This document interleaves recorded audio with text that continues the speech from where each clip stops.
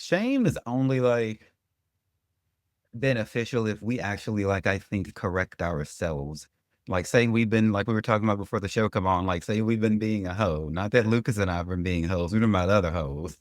Like, I was telling him, like, how there's a lot of young, hot ass dudes who I'm meeting now who are not sexually active, but they realized they were being like sluts before and like how they learned how they were like damaging their soul. Because a lot of the sensual activities people do, porn, being on dating apps, it feels tingly to the flesh, but you're murdering your soul in the process because you don't know the energies you're tangling with, and everything is energy and everything is spirit. So if you hop in bed with somebody you just met, your soul doesn't know this person, your soul don't like that, even though your dick do, or your asshole, or your mouth, or whatever.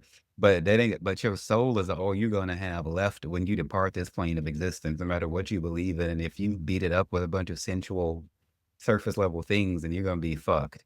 But when you realize that and you feel ashamed for what you've done, then that shame produces corrective action. Now, this is not self-condemnation or anything like that. This is like, "Oh, fuck what I've been doing. Let me do better." And so I've been meeting a lot of people who could be being hoes and they're choosing not to, but that's that. It could be any fucking thing that people have been doing that really hasn't been serving them. This shame here, that what this book is talking about, how you were saying somebody else looks at you. No. Like I was saying earlier, everybody's got enough to figure out within themselves on this journey that rather than be looking over at some motherfucking body else or up at God or wherever thinking that they know better than them. Fuck no, they do not.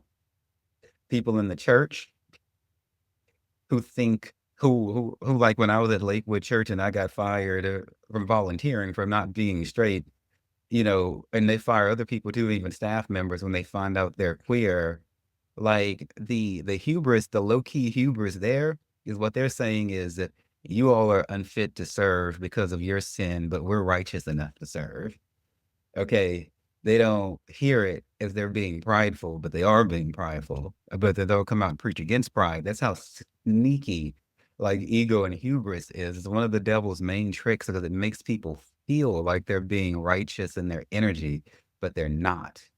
Although they damn near feel the same, but they cannot make another person feel ashamed because of their evaluation. Because when people evaluate somebody, they're evaluating somebody through their lens, and somebody's lens may be fractured.